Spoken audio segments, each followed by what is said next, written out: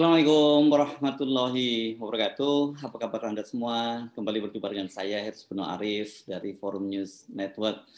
Dalam beberapa hari terakhir ini, pasti Anda sempat membaca ya, atau juga nonton di televisi, bagaimana PDIP itu secara halus mendesak Partai Nasdem untuk keluar dari kabinet. Pernyataan itu setidaknya bisa kita cium dari pernyataan Sekjen PDIP Hasto Kristianto yang menyatakan partai biru yang sudah terlepas dari kabinet, dan dia menganalogikan seperti bendera Belanda yang disobek oleh para pejuang di Hotel Yamato Surabaya pada Revolusi Kemerdekaan. Selain PDIP itu para relawan Pak Jokowi itu juga sangat gencar mendesak agar Nasdem mundur dari kabinet atau ya kalau tidak mundur di reshuffle. Tapi desakan ini ditolak oleh para politisi Nasdem termasuk yang berada di kabinet seperti misalnya Menteri Menkominfo Johnny G. Platini yang juga Sekjen Nasdem menyatakan bahwa dia lebih baik fokus menangani hal-hal lain yang jauh lebih besar daripada mengurusi desakan untuk mundur dari kabinet. Nah, pertanyaan bagi kita itu mengapa ya PDIP dan juga pendukungnya Pak Jokowi itu terkesan sangat ingin Nasdem itu segera keluar dari kabinet karena sikapnya yang telah mendeklarasikan Anies Baswedan. Ini kan beda banget ya kalau kita lihat sikap mereka terhadap Gerindra dan Prabowo. Karena ini sebenarnya dua-duanya sudah sama-sama mendeklarasikan diri akan maju. Maksud saya dua-dua partai ini sudah mendeklarasikan akan mengusung calon presiden. Nasdem mengusung Anies Baswedan, sementara Gerindra mengusung Pak Prabowo. Jadi walaupun sama-sama deklarasi itu beda sikapnya.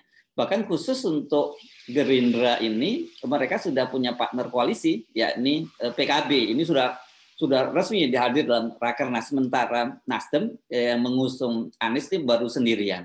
Dia belum punya partner koalisi. Ada calon potensial yakni Demokrat dan PKS, tapi sampai sekarang kedua partai ini belum juga segera menyatakan sikapnya. Kita pernah dengar sih mereka kemarin menyatakan bahwa akan dideklarasikan tanggal 10 November, berarti bulan depan. Tapi sejauh ini seperti dikatakan oleh Sekjen PKS, mereka juga masih menunggu keputusan Dewan Suro. Begitu juga dengan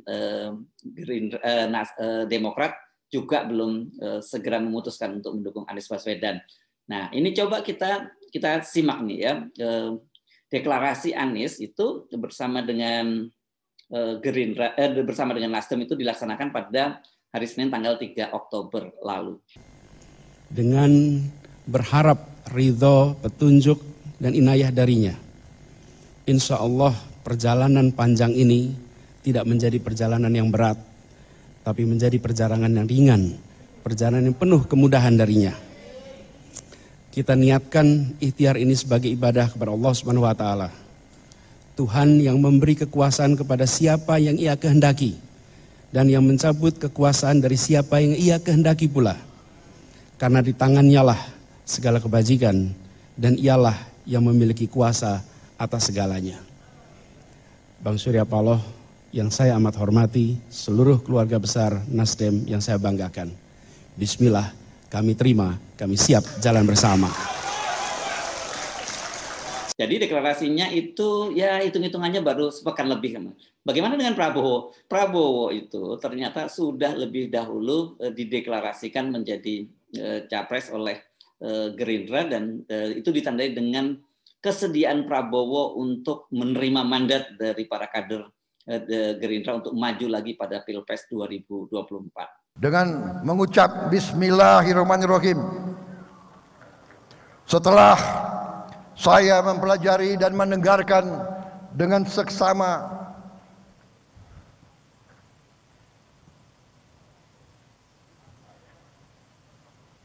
sikap setiap DPD dan setiap sayap partai yang mengharapkan saya untuk menerima pencalonan sebagai Presiden Republik Indonesia tahun 2024.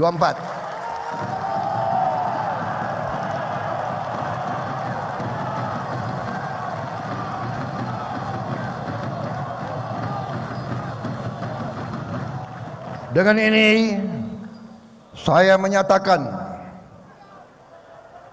bahwa dengan penuh rasa tanggung jawab saya menerima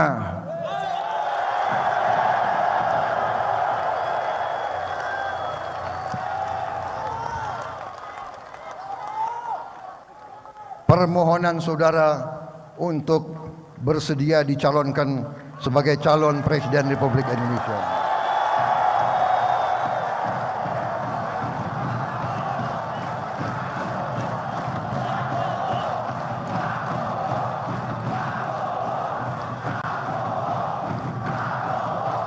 Nah, Anda bisa saksikan dua-duanya sudah sama-sama mencalonkan, sudah mengumumkan calon presidennya. Dan para calon presidennya, kandidat yang mereka usung, yakni sama-sama sudah menyatakan bersedia untuk maju. Nasdem yang mengusung Anies juga menyatakan sudah bersedia maju. Sementara Prabowo juga sudah menyatakan maju dan siap menerima mandat dari Gerindra. Nah, padahal ini kan, sekali lagi kalau kenapa mereka berbeda, mengapa beda perlakuan antara PDIP, berbeda perlakuan dari PDIP ke Nasdem dan ke Gerindra. Padahal kalau kita lihat mereka ini kan sama-sama pendukung pemerintah, ya, baik Nasdem maupun Gerindra adalah partai pendukung pemerintah. Bahkan kalau kita runut ke belakang, Nasdem ini malah sejak awal itu menjadi pendukung Pak Jokowi. Itu bahkan pada periode pertama. Ini Nasdem salah satu partai yang paling awal mendukung Pak Jokowi. Sementara Gerindra itu baru nyusul, ya, baru nyusul belakangan dan itu di periode kedua. Jadi kalau tadi Nasdem itu dua periode berturut-turut menjadi pendukung Pak Jokowi, Gerindra itu sesungguhnya sejatinya itu dua periode berturut-turut itu menjadi rival dari Pak Jokowi. Hanya pada periode kedua kemudian Gerindra dirangkul, Prabowo kemudian menjadi Menteri Pertahanan dan kemudian disusul dengan waktu itu calon wakil presiden partnernya Prabowo, yakni Sandiaga Uno, yang kemudian sekarang menjadi Menteri Pariwisata dan Ekonomi Kreatif. Kalau begitu, apa dong yang membedakan mereka ini sehingga perlakuan PDIP, perlakuan para relawan Jokowi terhadap Nasdem itu berbeda dengan kepada Gerindra? Jawabannya sangat jelas, ya, ini soal figur yang diusung, yakni Anies Baswedan. Anies Baswedan ini bagaimanapun juga sekarang adalah simbol perlawanan dari kelompok oposisi, simbol penantang, walaupun kemudian yang cukup ironis atau mungkin lebih tepatnya dramatis justru diusung oleh partai pendukung pemerintah, pendukung Pak Jokowi sendiri. Sebaliknya, Prabowo ini walaupun dia pernah menjadi penantang, 2 kali menantang Pak Jokowi, tapi dia sudah ditundukkan, ya, dia sudah masuk dalam kabinet. Bedanya Anies asalnya adalah pendukung Pak Jokowi, pernah masuk dalam kabinet dan kemudian direshuffle dari kabinet dan kemudian sekarang berubah menjadi figur penantang Pak Jokowi. Yang kedua, ini yang membedakan itu Nasdem, terutama Ketua Umumnya Surya Paloh itu punya catatan hubungan yang tidak baik dengan Ketua Umum PDIP Megawati. Anda pasti masih ingat ya bagaimana momen, kalau nggak salah momen kapan ini ya, Agustus ya, sidang paripurna DPR itu tahun yang lalu itu ketika pada waktu itu videonya beredar sangat luas bagaimana Ibu Megawati tidak bersedia bersalaman dengan Surya Paloh dan juga Agus Harimurti. Ini videonya sangat viral dan jadi perbincangan gitu ya. Sementara itu Prabowo itu punya kedekatan dengan Megawati. Kan dia pernah jadi calon wakil presiden yang pendamping Megawati dan kemudian juga punya perjanjian batu tulis katanya bahwa kalau nanti Prabowo menjadi calon wakil presiden, bersedia menjadi calon wakil presidennya Megawati dan kemudian Megawati tidak terpilih, maka berikutnya gantian Megawati yang akan mendukung Prabowo sebagai calon presiden. Tapi kan kita tahu bahwa kemudian perjanjian batu tulis ini tidak dipenuhi oleh Megawati dan pada Pilpres 2014 PDIP itu justru mendukung Jokowi berhadapan dengan Prabowo Subianto. Tetapi walaupun ada ganjilan semacam itu, kelihatannya Prabowo masih terus menjaga hubungan, menjaga komunikasi yang sangat baik dengan Megawati. Prabowo tahu ini potensi Megawati ini nggak boleh dianggap main-main, jadi harus tetap dirangkul. Anda pasti belum lupa juga ya, ingat Lebaran tahun yang lalu ya, Lebaran kemarin ya, ketika Prabowo pada waktu itu kan Pak Jokowi melakukan lebarannya, atau Pak Jokowi melaksanakan lebaran, menyambut lebarannya itu di Yogyakarta, di Gedung Agung di Istana Yogyakarta. Pada waktu itu Prabowo itu sebagai menteri dia kemudian mendahulukan bertemu dengan Pak Jokowi di Yogyakarta, dan setelah itu dia langsung ke Jakarta, terbang ke Jakarta untuk menemui Megawati. Padahal sebenarnya kalau mau sebenarnya untuk faktor kepraktisan dari Gedung Agung sebenarnya Prabowo bisa langsung menemui Sri Sultan Hamengkubuwono yang hanya saya tinggal sepelemparan batu dari Istana Negara di Jogja. Dan kita tahu juga Pak Jokowi pada waktu itu juga yang pertama kali dikunjungi adalah Sri Sultan Hamengkubuwono. Tetapi Prabowo pada waktu itu dia langsung dari Yogyakarta langsung kembali ke Jakarta untuk menemui Megawati. Jadi dari situ kita lihat betapa Prabowo masih sangat menjaga hubungan dengan Ibu Megawati. Sebaliknya saya coba googling kelihatannya nggak ada nih Surya Paloh kemudian lebaran atau silaturahmi ke Megawati. Nah, jadi sekarang ini itu menjelaskan persamaan dan perbedaan mereka. Sekarang yang perbedaan berikutnya apa ya? Perbedaannya yang jelas ini dengan hubungan yang sangat dekat antara Prabowo dengan Megawati masih terbuka ya situasinya, meskipun sekarang dia menyatakan Prabowo sudah berkoalisi dan akan mengusung Ketua Umum PKB Muhaimin Iskandar sebagai calon wakil presiden, tetapi masih terbuka peluang itu Prabowo berpasangan dengan Puan Maharani. Itu seperti skenario awal dulu. Sementara kalau koalisi atau pasangan antara Anies dengan Puan yang seperti sebelumnya digagas oleh mantan wakil presiden Yusuf Kala, itu saya kira ini tertutup rapat. Ini mereka ini perbedaannya terlalu jauh ya, sebagai sebuah kutub yang berbeda ini antara kutub utara dan kutub utara, itu lawannya apa ya, utara selatan gitu ya. Ini nggak bisa ketemu lah kutub utara atau selatan, atau barat dengan timur, itu nggak akan bertemu. Dan kita juga sekarang kan menyimak bagaimana PDIP termasuk Hasto itu terus menyerang politik identitas, bahkan juga Ketua Banggar dari PDIP Said Abdullah juga yang menyatakan PDIP tidak akan bekerja sama dengan mereka yang mempolitisasi masjid gitu. Jadi ini betul-betul peluang antara Anies dengan Puan itu sudah rasanya sih nggak mungkin seperti itu. Apa perbedaan yang lain lagi ya? Perbedaan yang lain lagi ini kan Prabowo ini dalam berbagai kesempatan selalu memuji Jokowi.